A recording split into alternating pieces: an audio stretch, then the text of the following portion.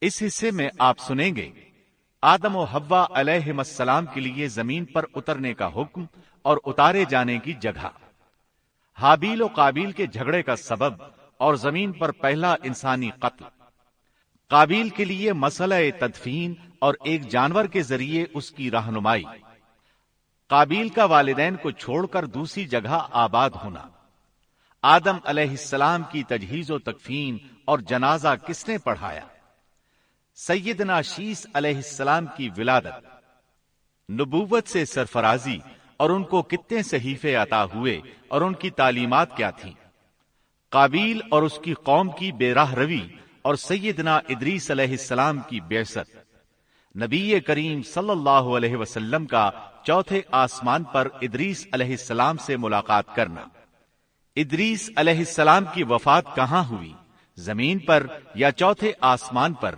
حقائق کی روشنی میں مفصل اور جامع تذکرہ۔ تو آئیے سنتے ہیں دارالسلام اسٹوڈیو لاہور پاکستان سے قصص الانبیاء کا تیسرا حصہ، فساد کی ابتدا۔ پیشکش محمد طارق شاہد۔ اللہ کا حکم ہوا، قال اهبطوا، جنت سے اتر جاؤ۔ مزید فرمایا، بعضكم لبعض عدو وَلَكُمْ فِي الْأَرْضِ مُسْتَقَرٌّ وَمَتَاعٌ إِلَىٰ حِينٍ۔ تم آپس میں ایک دوسرے کے دشمن ہوگے اور تمہارے واسطے زمین میں رہنے کی جگہ ہے اور ایک وقت تک نفع حاصل کرنا ہے۔ اللہ نے مزید فرمایا، قال فيها تحيون وفيها تموتون ومنها تخرجون۔ فرمایا تم وہیں زندگی بسر کرو گے اور وہیں مرو گے اور وہیں سے دوبارہ نکالے جاؤ گے۔ قرآن مجید کے دیگر مقامات میں بھی اس قصے کی تفصیل موجود ہے۔ مثلاً فرمایا، وَلَقَدْ عَهِدْنَا إِلَىٰ آدَمَ مِن قَبْلُ فَنَسِيَ وَلَمْ نَجِدْ لَهُ عَزْمًا۔ اور اس سے قبل ہم نے آدم سے ایک عہد لیا تھا مگر وہ بھول گئے اور ہم نے ان میں کوئی عزم نہیں پایا۔ اللہ تعالی فرماتے ہیں، وَإِذْ قُلْنَا لِلْمَلَائِكَةِ اسْجُدُوا لِآدَمَ فَسَجَدُوا إِلَّا إِبْلِيسَ أَبَى فَقُلْنَا يَا آدَمُ إِنَّ هَذَا عَدُوٌّ لَكَ وَلِزَوْجِكَ فَلَا يُخْرِجَنَّكُمَا مِنَ الْجَنَّةِ فَتَشْقَىٰ إِنَّ لَكَ أَلَّا تَجُوعَ فِيهَا وَلَا تَعْرَىٰ وَأَنَّكَ لَا تَظْمَأُ فِيهَا وَلَا تَضْحَىٰ فوسوس إليه الشيطان قال يا آدم هل أدلك على شجرة الخلد وملك لا يبلى۔ اور جب ہم نے فرشتوں سے کہا آدم کو سجدہ کرو تو ابلیس کے سوا سب نے سجدہ کیا، اس نے صاف انکار کر دیا۔ تو ہم نے کہا اے آدم یہ تیرا اور تیری بیوی کا دشمن ہے، خیال رکھنا ایسا نہ ہو وہ تم دونوں کو جنت سے نکلوا دے اور تو مصیبت میں پڑ جائے۔ یہاں تو تجھے یہ آرام ہے کہ نہ تو بھوکا ہوتا ہے اور نہ ننگا، اور نہ تو یہاں پیاسا ہوتا ہے اور نہ دھوپ سے تکلیف اٹھاتا ہے۔ لیکن شیطان نے اسے وسوسے میں ڈال دیا، کہنے لگا میں آپ کو دائمی زندگی کے درخت اور وہ بادشاہت بتلاؤں جو کبھی پرانی نہ ہو۔ فَأَكَلَا مِنْهَا فَبَدَتْ لَهُمَا سَوْآتُهُمَا وَطَفِقَا يَخْصِفَانِ عَلَيْهِمَا مِنْ وَرَقِ الْجَنَّةِ وَعَصَىٰ آدَمُ رَبَّهُ فَغَوَىٰ ثُمَّ اجْتَبَاهُ رَبُّهُ فَتَابَ عَلَيْهِ وَهَدَىٰ قال اهبطا منها جميعا بعضكم لبعض عدو فإما يأتينكم مني هدى فمن اتبع هداي فلا يضل ولا يشقى ومن أعرض عن ذكري فإن له معيشة ضنكا ونحشره يوم القيامة أعمى. چنانچہ ان دونوں نے اس درخت سے کھایا، پس ان کے ستر کھل گئے اور وہ بہشت کے پتے اپنے اوپر چپکانے لگے۔ آدم نے اپنے رب کی نافرمانی کی، پس بہک گیا۔ پھر اس کے رب نے نوازا، اس کی طرف توجہ فرمائی اور اس کی رہنمائی کی۔ حکم ہوا، تم دونوں یہاں سے اتر جاؤ، تم آپس میں ایک دوسرے کے دشمن ہو۔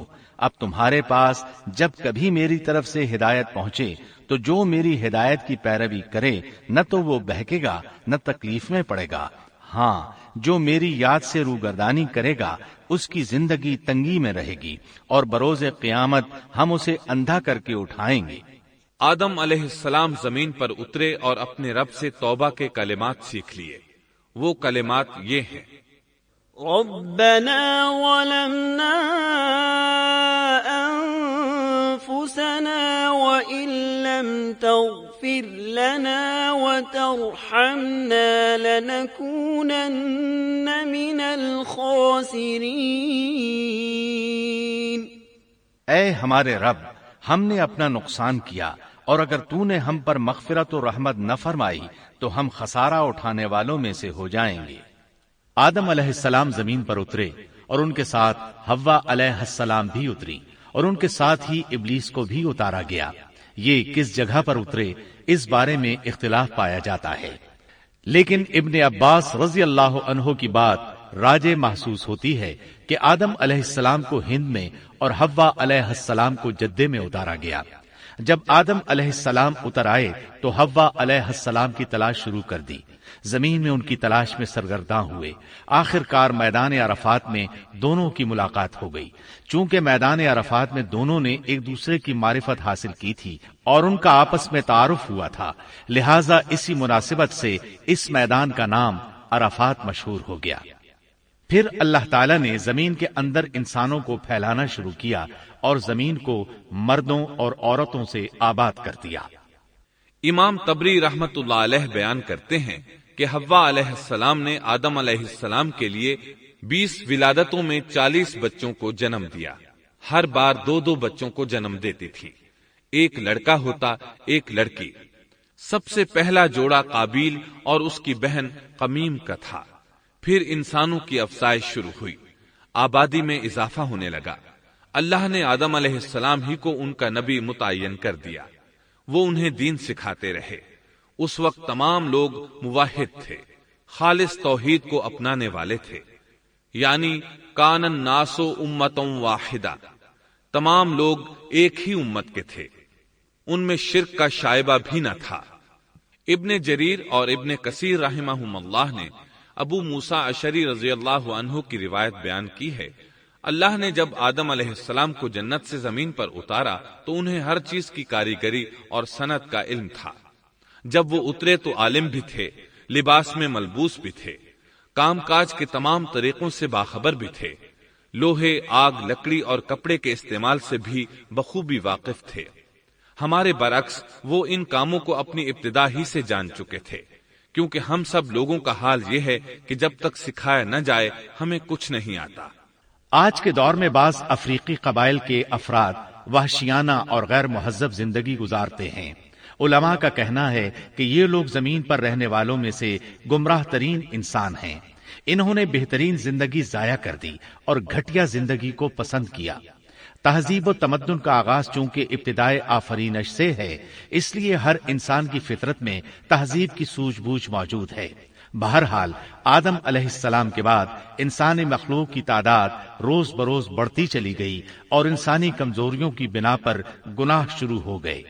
زمین پر سب سے پہلے ہونے والی معصیت قابیل کے ہاتھوں اپنے بھائی حابیل کے قتل کی صورت میں سامنے آئی۔ اللہ تعالیٰ نے قرآن مجید میں قابیل اور اس کے بھائی حابیل کا قصہ بیان کیا ہے۔ قابیل قرخت اور درست طبیعت کا مالک تھا، جبکہ اس کا بھائی حابیل رحم دل اور نرم طبیعت تھا۔ قابیل کھیتی باڑی کرتا تھا اور حابیل مویشی چراتا تھا۔ حابیل کے نرم دل ہونے کی ایک وجہ اس کا بکریاں چرانا تھا، کیونکہ ایک چرواہا اپنی بکری کو بھوکا دیکھ کر اسے چارہ کھلائے بغیر نہیں رہتا، نہیں وہ کسی بکری کو پیاسا دیکھ کر اسے بھول جاتا ہے۔ اپنے جانور پر اس کی طاقت سے زیادہ بوجھ بھی نہیں لادتا۔ بنی نوع انسان کی تعداد میں اضافے کے لیے اس وقت ایسا قانون تھا جو اب حرام ہے، اور وہ ہے بہن کے ساتھ نکاح۔ چونکہ اس وقت کے سب لوگ آدم علیہ السلام کی حقیقی اولاد تھے اور آپس میں بہن بھائی تھے، اس لیے اس وقت کی شریعت کی روح سے قابیل اپنے ساتھ جڑواں پیدا ہونے والی بہن کے سوا کسی دوسری بہن سے شادی کر سکتا تھا، اور اسی طرح حابیل اپنے ساتھ جڑواں پیدا ہونے والی بہن کے علاوہ کسی دوسری بہن سے شادی کر سکتا تھا۔ اس کی صورت یہ تھی کہ قابیل کی شادی حابیل کی بہن سے ہو اور حابیل کی شادی قابیل کی بہن سے ہو، لیکن ہوا یہ کہ حابیل کی بہن خوبصورتی میں قابیل کی بہن سے کم تھی، اس لیے قابیل نے حابیل کی بہن سے شادی کرنے سے انکار کر دیا اور اپنی جڑواں بہن سے شادی کی خواہش ظاہر کی، لیکن ایسا کرنا آدم علیہ السلام کی شریعت میں حرام تھا۔ آپ نبی بھی تھے اور رسول بھی۔ رسول اور نبی میں فرق یہ ہے کہ رسول پر شریعت اور احکام نازل ہوتے ہیں، لیکن نبی پر شریعت نازل نہیں ہوتی، البتہ اس کی طرف وحی نازل ہوتی ہے اور معجزات عطا کیے جاتے ہیں، جبکہ شریعت صرف رسولوں ہی پر نازل کی جاتی ہے۔ آدم علیہ السلام بھی چونکہ رسول تھے، اس لیے ان کی شریعت میں یہ قانون تھا کہ کوئی شخص اپنے ساتھ جڑواں پیدا ہونے والی بہن کے ساتھ شادی نہیں کر سکتا۔ قابیل اس شرعی حکم کی وجہ سے غضبناک ہو گیا۔ اس نے تعجب کا اظہار کرتے ہوئے اس قانون کو ماننے سے انکار کر دیا۔ آدم علیہ السلام نے ان دونوں کے درمیان فیصلہ کرتے ہوئے انہیں حکم دیا کہ دونوں اللہ کے حضور ایک ہدیہ پیش کریں۔ ہدیہ اس جانور کو کہتے ہیں جسے اللہ کے نام پر ذبح کر کے فقراء میں تقسیم کر دیا جائے۔ اس سے مقصود اللہ کے لیے اپنی نیت کو خالص کرنا ہوتا ہے۔ اس عمل کو قربانی کہا جاتا ہے۔ آدم علیہ السلام کے زمانے میں قربانی کا جو قانون تھا اس کے قبول ہونے کی نشانی طے تھی، اور وہ یہ کہ آسمان سے ایک آگ نمودار ہوتی اور اس قربانی کو جلا دیتی۔ اس کا مطلب تھا قربانی قبول ہو چکی ہے، اور اگر آگ قربانی کو نہ جلاتی تو سمجھ لیا جاتا کہ قربانی قبول نہیں ہوئی۔ آخر قربانی کا دن آ پہنچا۔ حابیل نے اپنے مویشیوں میں سے ایک بہترین جانور لیا اور قربان گاہ میں لا کر اللہ کے حضور پیش کر دیا۔ دوسری طرف قابیل نے اپنی کھیتی کے غلے میں سے ردی قسم کا غلہ قربانی کے لیے پیش کیا۔ دوسرے دن دونوں قربان گاہ پہنچے تو انہوں نے دیکھا کہ حابیل کی قربانی قبول ہو چکی ہے، جبکہ قابیل کی قربانی کو آگ نے چھوا تک نہیں تھا۔ یہ دیکھ کر قابیل حابیل پر غضبناک ہوا۔ شیطان نے بھی اسے وسوسے میں مبتلا کیا کہ اپنے بھائی کو قتل کر دے۔ اس نے اپنے بھائی حابیل کو جان سے مار ڈالنے کا پختہ ارادہ کر لیا۔ اس وقت تک روئے زمین پر کوئی انسان قتل نہیں ہوا تھا۔ انسانی تاریخ میں یہ پہلا قتل ہے جس کا ارتکاب قابیل نے کیا۔ وہ اپنے بھائی حابیل کے پاس گیا اور اس سے بولا، میں تجھے قتل کر دوں گا۔ جواب میں حابیل نے کہا، اگر تو مجھے قتل کرنے کی کوشش کرے گا تو میں اپنے دفاع میں ہاتھ نہیں اٹھاؤں گا، اس لیے کہ میں چاہتا ہوں تو اپنے دیگر گناہوں کے ساتھ میرے قتل کا گناہ بھی اٹھا لے، تیرے گناہ زیادہ ہو جائیں۔ چنانچہ ایک تاریک رات میں حابیل سویا ہوا تھا کہ قابیل ایک بڑا سا پتھر اٹھا کر اس کے پاس آیا۔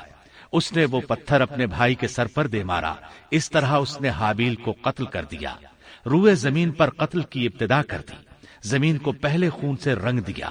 تاریخ انسانی میں یہ سب سے پہلا جرم تھا جو قابیل کے ہاتھوں ہوا۔ قتل تو وہ کر بیٹھا، اب حیران اور پریشان ہوا کہ اس کی لاش کا کیا کرے۔ اس وقت تک نسل انسانی موت سے بھی دوچار نہیں ہوئی تھی۔ آدم علیہ السلام کی اولاد میں سے اس وقت تک کوئی فوت نہیں ہوا تھا، اس لیے قابیل کو معلوم نہیں تھا کہ مردے کے ساتھ کیا کیا جائے۔ اسی کشمکش کے عالم میں اس نے بھائی کی لاش کو کمر پر اٹھا لیا اور چل پڑا۔ چلا جا رہا تھا کہ اللہ نے 2 کوے بھیجے۔ دونوں کوے آپس میں لڑ پڑے، ایک نے دوسرے کو ہلاک کر دیا۔ اب زندہ کوا مٹی کھودنے لگا، اس طرح اس نے ایک گڑھا تیار کر لیا، مردہ کوے کو اس میں رکھا اور اوپر مٹی ڈال دی۔ اس طرح قابیل کو دفن کا طریقہ معلوم ہوا، اس نے بھی گڑھا کھودا اور حابیل کی لاش کو اس میں دبا دیا۔ وہ اپنے کیے پر نادم ضرور تھا، لیکن اس نے اللہ سے معافی نہ مانگی، جبکہ انسان کے لیے ضروری ہے کہ اس سے کوئی گناہ ہو جائے تو اللہ سے معافی مانگے۔ قابیل اور حابیل کے درمیان جو مکالمہ ہوا، اللہ تعالیٰ نے اس کا ذکر سورہ مائدہ آیت 27 تا 29 میں کیا ہے۔ اللہ فرماتے ہیں، وَاتْلُ عَلَيْهِمْ نَبَأَ ابْنَيْ آدَمَ بِالْحَقِّ إِذْ قَرَّبَا قُرْبَانًا فَتُقُبِّلَ مِنْ أَحَدِهِمَا وَلَمْ يُتَقَبَّلْ مِنَ الْآخَرِ قَالَ لَأَقْتُلَنَّكَ قال إنما يتقبل الله من المتقين لئن بسطت إلي يدك لتقتلني ما أنا بباسط يدي إليك لأقتلك إني أخاف الله رب العالمين إني أريد أن تبوء بإثمي وإثمك فتكون من أصحاب النار وذلك جزاء الظالمين۔ آدم علیہ السلام کے دونوں بیٹوں کا کھرا کھرا حال بھی انہیں سنا دو۔ ان دونوں نے ایک نذرانہ پیش کیا، ان میں سے ایک کی نذر تو قبول ہو گئی اور دوسرے کی قبول نہ ہوئی، تو وہ کہنے لگا میں تجھے مار ہی ڈالوں گا۔ اس نے کہا اللہ تقوی والوں ہی کا عمل قبول کرتا ہے، گو تو میرے قتل کے لیے دسترازی کرے، لیکن میں تیرے قتل کے لیے ہرگز اپنا ہاتھ نہیں بڑھاؤں گا۔ میں تو اللہ تعالی پروردگار عالم سے خوف کھاتا ہوں، میں تو چاہتا ہوں کہ تو میرا گناہ اور اپنا گناہ اپنے سر پر رکھ لے اور دوزخیوں میں شامل ہو جائے، ظالموں کا یہی بدلہ ہے۔ اس کا مطلب یہ تھا کہ تیرے اور گناہوں کے ساتھ میرے قتل کا گناہ بھی تیرے ذمہ لگے اور تو ظالموں میں سے ہو جائے۔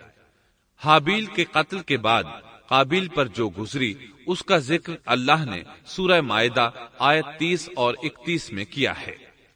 فطوعت له نفسه قتل أخيه فقتله فأصبح من الخاسرين فبعث الله غرابا يبحث في الأرض ليريه كيف يواري سوءة أخيه قال يا ويلتى أعجزت أن أكون مثل هذا الغراب فأواري سوءة أخي فأصبح من النادمين۔ پس اسے اس کے نفس نے اپنے بھائی کے قتل پر آمادہ کر دیا اور اس نے اسے قتل کر ڈالا، اس سے وہ نقصان والوں میں سے ہو گیا۔ پھر اللہ تعالیٰ نے ایک کوے کو بھیجا جو زمین کھود رہا تھا تاکہ اسے دکھائے کہ وہ کس طرح اپنے بھائی کی ناش کو چھپا سکتا ہے۔ وہ کہنے لگا ہائے افسوس، کیا میں ایسا کرنے سے بھی گیا گزرا ہو گیا کہ اس کوے کی طرح اپنے بھائی کی لاش کو دفنا دیتا، پھر تو بڑا ہی پشیمان اور شرمندہ ہوا۔ امام احمد، ترمذی اور ابو داود نے سیدنا سعد بن ابی وقاص رضی اللہ عنہ سے روایت کی ہے کہ انہوں نے سیدنا عثمان رضی اللہ عنہ کی شہادت کے فتنے کے وقت فرمایا، میں گواہی دیتا ہوں کہ رسول اکرم صلی اللہ علیہ وسلم نے فرمایا تھا ایک بہت بڑا فتنہ رونما ہوگا، اس میں بیٹھنے والا کھڑے ہونے والے سے بہتر ہوگا اور کھڑا ہونے والا چلنے والے سے بہتر ہوگا اور چلنے والا دوڑنے والے سے بہتر ہوگا۔ کسی نے کہا اگر کوئی میرے گھر میں داخل ہو کر میری طرف ہاتھ بڑھائے تاکہ وہ مجھے قتل کر دے آپ صلی اللہ علیہ وسلم نے فرمایا تو آدم علیہ السلام کے بیٹے کی طرح قتل ہو جا، یعنی اس فتنے میں قتل ہو جانا، حابیل کی سنت پر عمل کرتے ہوئے خود ہاتھ نہ اٹھانا، قاتل کہلانے کی بجائے مقتول ہونے کو پسند کرنا۔ اسی طرح مسند احمد کی ایک روایت میں ہے، رسول اللہ صلی اللہ علیہ وسلم نے فرمایا، دنیا میں جب بھی کوئی ظلم سے قتل ہوتا ہے تو اس کا گناہ آدم علیہ السلام کے پہلے بیٹے قابیل کی گردن پر ضرور ہوتا ہے، اس لیے کہ وہ پہلا شخص ہے جس نے ظالمانہ قتل کی ابتدا کی اور یہ ناپاک طریقہ جاری کیا۔ اس حدیث سے اس جرم کی نوعیت کا بخوبی اندازہ ہوتا ہے کہ اللہ تعالیٰ نے اس کو صرف ایک قتل قرار نہیں دیا بلکہ اس کو ایک گھناؤنی حرکت قرار دیا۔ قیامت تک آنے والے لوگ جو اس گناہ کے مرتکب ہوں گے ان کا کچھ گناہ قابیل کے حساب میں ڈالا جائے گا۔ حابیل کو قتل کرنے کے بعد قابیل نے اپنی بیوی کو ساتھ لیا اور دور دراز نرم زمین کے پاس جا کر رہائش پذیر ہو گیا اور آدم علیہ السلام کے سامنے تک نہ ہوا۔ آدم علیہ السلام پہاڑوں کے قریب ایک بستی میں رہ رہے تھے، یہ ان سے بہت دور جا بسا تھا۔ اس طرح قابیل کا آدم علیہ السلام سے رابطہ بالکل ختم ہو گیا اور اس سے ایک نئی نسل کی ابتدا ہوئی۔ فحاشی اور اریانی کو ان کے ہاں عروج حاصل تھا۔ عبادت یہ لوگ اگرچہ اللہ ہی کی کرتے تھے لیکن آدم علیہ السلام کی شریعت کے خلاف بے حیائی کے دل دادا تھے۔ تقوی کی قلت، احکام الہی کی نافرمانی اور فحاشی کا فروغ ان کے شب و روز کا معمول تھا۔ اس کے بعد لوگ دو گروہوں میں تقسیم ہو گئے، شریر اور برے لوگ قابیل کے ساتھ مل گئے اور آدم علیہ السلام کے دیگر بیٹے اور نیک لوگ آدم علیہ السلام کے ساتھ مل گئے۔ آدم علیہ السلام 960 سال زندہ رہے۔ ان کی کل عمر تو 1000 سال تھی لیکن 40 سال کم کر دی گئی۔ سیدنا ابو ہریرہ رضی اللہ عنہ بیان کرتے ہیں کہ رسول اللہ صلی اللہ علیہ وسلم نے فرمایا، جب اللہ نے آدم علیہ السلام کو پیدا فرمایا تو ان کی پیٹھ پر ہاتھ پھیرا، اس طرح قیامت تک جتنے انسان پیدا ہونے والے تھے ان کی روحیں وجود میں آ گئیں۔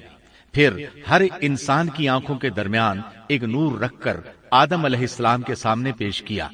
انہوں نے پوچھا، یا اللہ یہ کون ہے؟ اللہ نے فرمایا، یہ تیری اولاد ہے۔ ان میں سے ایک کی پیشانی کی چمک آدم علیہ السلام کو بہت اچھی لگی۔ انہوں نے پوچھا، یا اللہ یہ کون ہے؟ جواب ملا، یہ تیری اولاد میں سے بہت دور جا کر ہیں، ان کا نام داؤد ہے۔ پوچھا، ان کی عمر کتنی ہے؟ فرمایا 60 سال۔ آدم علیہ السلام کہنے لگے، یا اللہ 40 سال میری عمر میں سے ان کی عمر میں شامل کر دے۔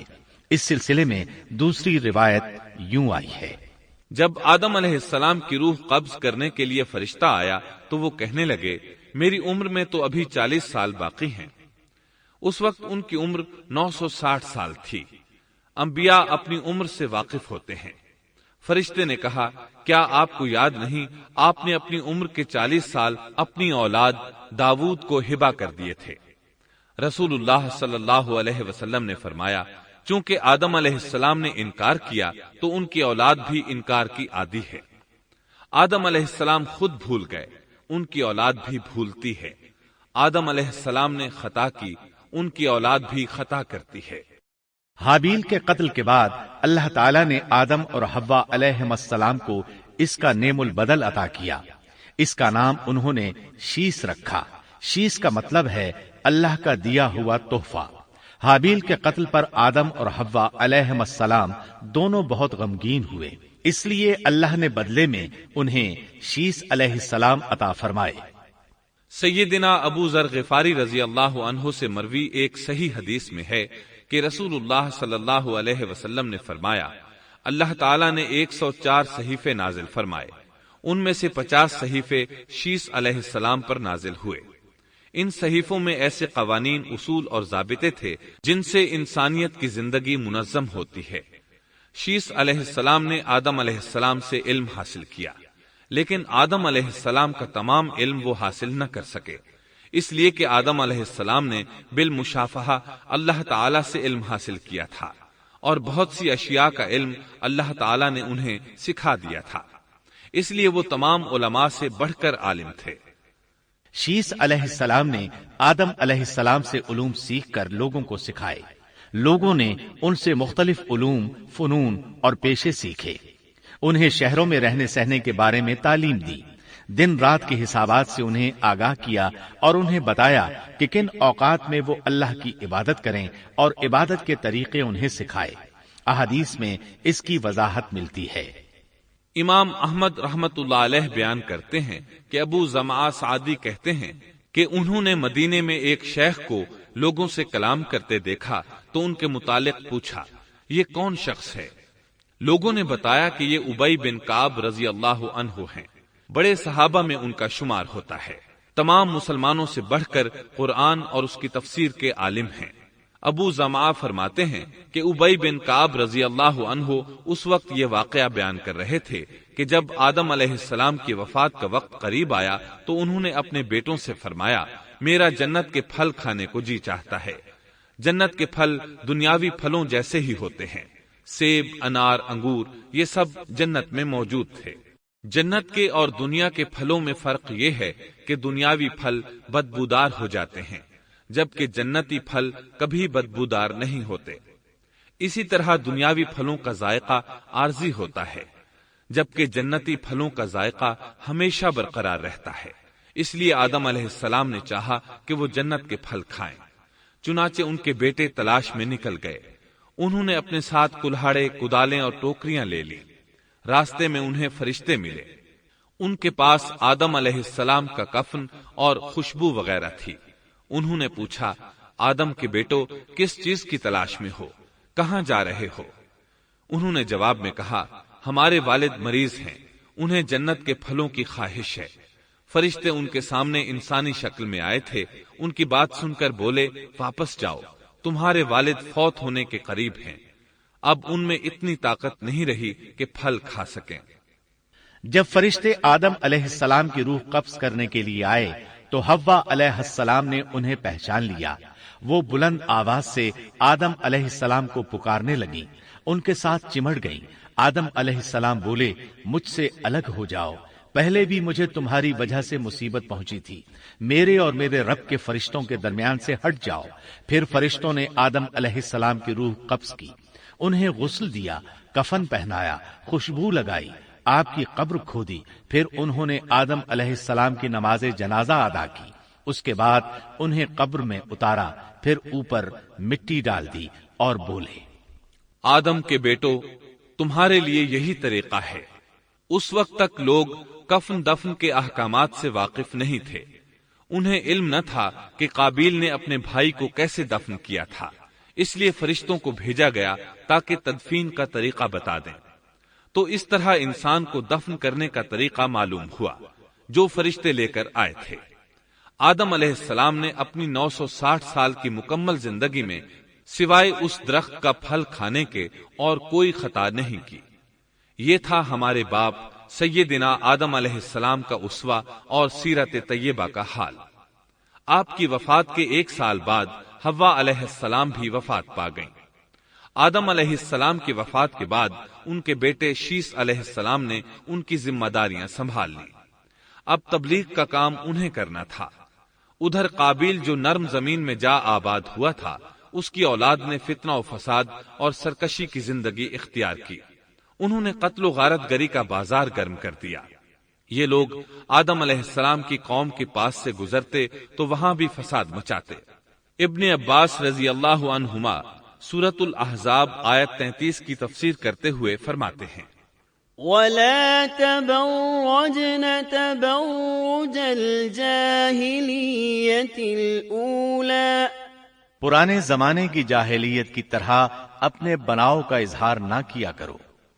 اس وقت 2 نسلیں آباد تھیں، ایک پہاڑ پر اور دوسری نرم زمین پر. پہاڑوں کے مرد خوش شکل تھے، عورتیں سیاہ فام تھیں، جبکہ زمین والوں کی عورتیں خوبصورت تھیں اور مردوں کے رنگ سانولے تھے. اب ابلیس نے اپنا کام شروع کیا. وہ انسانی شکل میں نرم زمین والوں کے پاس آیا اور ایک شخص کا غلام بن کر رہنے لگا. پھر اس نے بانسری شکل کی ایک چیز ایجاد کی اور اس کو بجانے لگا. لوگ اس آواز پر لٹو ہو گئے.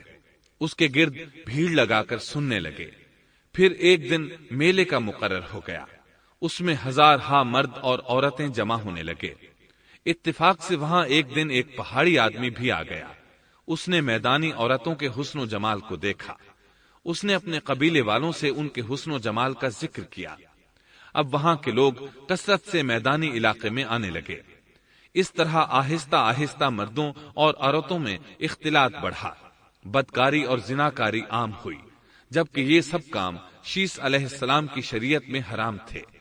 یہ سب بیان کرنے کے بعد ابن عباس رضی اللہ عنہما کہتے ہیں، اللہ تعالی کے قول وَلَا تَبَرَّجْنَ تَبَرُّجَ الْجَاهِلِيَّةِ الْأُولَى کی یہی تفسیر ہے، اور قدیم جاہلیت سے یہی مراد ہے، کیونکہ ان لوگوں نے زمین میں ایک عظیم فساد اور انتشار برپا کر رکھا تھا۔ شیس علیہ السلام اپنی قوم کے لوگوں کو سمجھاتے رہے کہ وہ ان شریر اور فسادی لوگوں کے ساتھ میل جول نہ رکھیں، لیکن شیطان مسلسل انہیں ورغلاتا رہا، یہاں تک کہ شیس علیہ السلام کے ساتھ بہت تھوڑے لوگ رہ گئے اور قابیل کی قوم میں بہت اضافہ ہو گیا۔ لوگ یوں ہی زندگی بسر کرتے رہے، یہاں تک کہ اللہ تعالیٰ نے ان میں ادریس علیہ السلام کو مبعوث فرمایا۔ چنانچہ اب ہم آپ کو ادریس علیہ السلام کے بارے میں بتاتے ہیں۔ ایک حدیث میں ہے کہ آدم اور شیس علیہ السلام کے بعد ادریس علیہ السلام پہلے نبی ہیں۔ ایک دوسری حدیث میں ہے کہ ادریس علیہ السلام پہلے نبی ہیں جنہوں نے قلم کے ذریعے لکھا اور لوگوں کو کتابت سکھائی۔ حافظ ابن کثیر نے ان کا حلیہ کچھ یوں بیان کیا ہے: پورا قد و قامت، خوبصورت، خوب رو، گھنی داڑھی، عمدہ اوصاف کے مالک، چوڑے کندھے، مضبوط ہڈیاں، دبلے پتلے، سرمگی چمکدار آنکھیں، گفتگو باوقار، خاموشی پسند، سنجیدہ اور متین، چلتے ہوئے نظر نیچی، انتہائی فکر و خوض کے عادی، غصے کے وقت سخت غضبناک، باتیں کرنے میں شہادت کی انگلی سے بار بار اشارہ کرنے کے عادی۔ ادریس علیہ السلام شیس علیہ السلام کی شریعت پر عمل پیرا رہے، چونکہ ادریس علیہ السلام رسول بھی تھے، اس لیے اللہ کی طرف سے مستقل ان پر شریعت نازل ہوئی، جس کی تشریح و تفسیر کر کے لوگوں کو احکام الہی سے آگاہ فرماتے۔ ادریس علیہ السلام نے جب دیکھا کہ مفسدین ایمان والوں پر ظلم و زیادتی کر رہے ہیں، ان کا فساد بڑھتا جا رہا ہے، اور سمجھانے کے باوجود یہ لوگ باز نہیں آ رہے، تو انہوں نے اپنے پیروکاروں کو جہاد کا حکم دیا۔ ادریس علیہ السلام پہلے شخص ہیں جنہوں نے اللہ کے راستے میں جہاد کیا، غنیمتیں حاصل کی اور دشمنوں کو قیدی بنایا، لیکن غنیمتیں اور قیدی ان کے لیے حلال نہیں تھے۔ رسول اللہ صلی اللہ علیہ وسلم پہلے رسول ہیں جن کے لیے غنیمتیں حلال کی گئیں، لیکن یہ بات یقینی ہے کہ جہاد سب سے پہلے ادریس علیہ السلام نے کیا۔ انہوں نے جہاد کے لیے سب سے پہلے ایک لشکر تیار کیا، پھر اس لشکر کو 2 حصوں میں تقسیم کیا۔ ایک حصہ پیادوں پر مشتمل تھا، دوسرا سواروں پر۔ چنانچہ بھرپور تیاری کے بعد ادریس علیہ السلام نے قابیل کی قوم پر چڑھائی کر دی۔ حق و باطل کے درمیان زبردست مارکے ہوئے۔ آخرکار ادریس علیہ السلام نے انہیں گھٹنے ٹیکنے پر مجبور کر دیا، ان کا بہت سا مال و اسباب لوٹ لیا اور لوگوں کو قیدی بنا لیا۔ اللہ تعالیٰ نے ان تمام باتوں کا ذکر نہیں فرمایا، بلکہ اللہ نے ان کی سیرت کے بارے میں اپنی کتاب قرآن مجید میں اشارتاً ذکر فرمایا ہے۔ مثلا سورہ مریم آیات 56 اور 57 میں ارشاد ہوتا ہے: وَاذْكُرْ فِي الْكِتَابِ إِدْرِيسَ إِنَّهُ كَانَ صِدِّيقًا نَبِيًّا وَرَفَعْنَاهُ مَكَانًا عَلِيًّا۔ اور اس کتاب میں ادریس کا بھی ذکر کر، وہ بھی نیک کردار نبی تھے، ہم نے انہیں بلند مقام پر اٹھایا۔ ان کے بلند مرتبے کے بارے میں بخاری اور مسلم میں حدیث موجود ہے کہ نبی کریم صلی اللہ علیہ وسلم نے فرمایا، میں نے معراج کی رات 4تھے آسمان پر ادریس علیہ السلام سے ملاقات کی، وہ 4تھے آسمان پر بلند مقام پر فائز تھے۔ ابن جریر نے ایک روایت بیان کی ہے، وہ روایت اس بات کی وضاحت کرتی ہے کہ اللہ تعالیٰ کے ارشاد وَرَفَعْنَاهُ مَكَانًا عَلِيًّا سے کیا مراد ہے، اس کا کیا مفہوم ہے؟ ابن جریر کے علاوہ دیگر بڑے بڑے مفسرین اور مورخین نے بھی اس روایت کو ذکر کیا ہے، لیکن اس کی کوئی صحیح سند نہیں مل سکی۔ وہ روایت یہ ہے۔ ابن ابی حاتم وغیرہ نے اس روایت کو ہلال بن یسار سے بیان کیا ہے۔ وہ کہتے ہیں میری موجودگی میں ابن عباس رضی اللہ عنہما نے کعب رحمت اللہ علیہ سے پوچھا، کعب، ادریس علیہ السلام کے متعلق اللہ تعالیٰ کے اس قول وَرَفَعْنَاهُ مَكَانًا عَلِيًّا ہم نے انہیں بلند مقام پر اٹھا لیا کا کیا مطلب ہے؟ تو کعب رحمت اللہ علیہ نے جواب دیا، اللہ تعالیٰ نے ادریس علیہ السلام پر ایک مرتبہ یہ وحی نازل فرمائی، اے ادریس، تمام اہل دنیا جس قدر روزانہ نیک عمل کریں گے ان سب کے برابر میں تجھے ہر دن اجر دوں گا۔ ادریس علیہ السلام نے یہ سنا تو انہیں خواہش محسوس ہوئی کہ میرے اعمال میں روز افزوں اضافہ ہو، اس لیے عمر کا حصہ طویل ہو جائے تو اچھا ہے۔ انہوں نے وحی الہی اور اپنے اس خیال کو ایک رفیق فرشتے پر ظاہر کر کے کہا، اس معاملے میں موت کے فرشتے سے گفتگو کرو تاکہ میں نیک اعمال کا زیادہ سے زیادہ وقت حاصل کر سکوں۔ اس فرشتے نے جب یہ سنا تو ادریس علیہ السلام کو اپنے بازوؤں پر بٹھا کر لے اڑا۔ جب یہ چوتھے آسمان سے گزر رہے تھے تو موت کا فرشتہ زمین پر آنے کے لیے اتر رہا تھا، وہیں دونوں کی ملاقات ہو گئی۔ دوست فرشتے نے موت کے فرشتے سے ادریس علیہ السلام کے بارے میں گفتگو کی۔ موت کے فرشتے نے دریافت کیا، ادریس علیہ السلام کہاں ہیں؟ اس نے کہا، میری پشت پر۔ موت کا فرشتہ کہنے لگا، مجھے اللہ کی طرف سے یہ حکم ملا ہے کہ چوتھے آسمان پر ادریس علیہ السلام کی روح قبض کروں، اس لیے میں سخت حیرت میں تھا کہ یہ کیسے ممکن ہے، ادریس علیہ السلام تو زمین پر ہیں۔ چنانچہ موت کا فرشتہ ادریس علیہ السلام کے پاس آیا، ان سے اجازت طلب کی اور ان کی روح قبض کر لی۔ انبیاء کو یہ امتیاز حاصل ہے کہ فرشتہ ان کی اجازت کے بغیر ان کی روح قبض نہیں کر سکتا، اور رسول اللہ صلی اللہ علیہ وسلم کو تو یہ اختیار دیا گیا کہ آپ دنیا میں مزید رہنا پسند کریں تو رہ سکتے ہیں، یا پھر رفیق اعلیٰ کی رفاقت کو پسند کر لیں۔ آپ نے رفیق اعلیٰ کی رفاقت کو پسند فرمایا۔ اس طرح ادریس علیہ السلام کی روح چوتھے آسمان پر قبض کی گئی۔ انہیں بھی عیسیٰ علیہ السلام کی طرح آسمان پر اٹھایا گیا۔ فرق یہ ہے کہ عیسیٰ علیہ السلام کی روح قبض نہیں کی گئی۔ یہ واقعہ نقل کر کے کعب رحمت اللہ علیہ فرماتے ہیں کہ اللہ تعالیٰ کے ارشاد وَرَفَعْنَاهُ مَكَانًا عَلِيًّا کی تفسیر یہی ہے، لیکن درست بات یہ ہے کہ یہ اسرائیلی روایت ہے۔ ادریس علیہ السلام کی وفات ہو گئی تو لوگ فساد میں اور بڑھ گئے، ان میں شر پھیل گیا، تاہم وہ توحید پر قائم رہے۔ بت پرستی کا ان میں کوئی شعور نہیں تھا۔ لوگ آدم علیہ السلام کی وفات کے 1000 سال بعد تک توحید پر قائم رہے۔ ان میں فسق و فجور ضرور تھا لیکن شرک نہیں تھا۔ اللہ تعالیٰ کے اس ارشاد كان الناس أمة واحدة دراصل لوگ ایک ہی امت تھے کا یہی مطلب ہے۔ سامعین محترم، ابھی آپ دارالسلام اسٹوڈیو لاہور پاکستان سے قصص الانبیاء کا تیسرا حصہ فساد کی ابتدا سن رہے تھے۔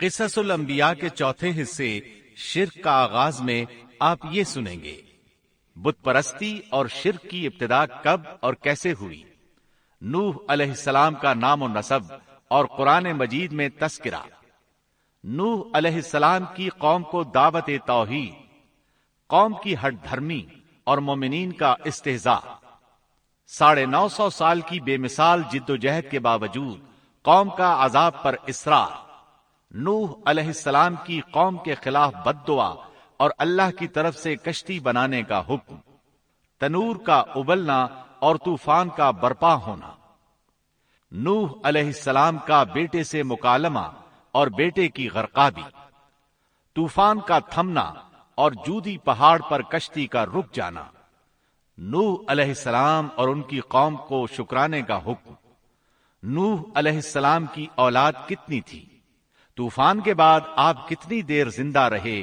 اور کہاں فوت ہوئے؟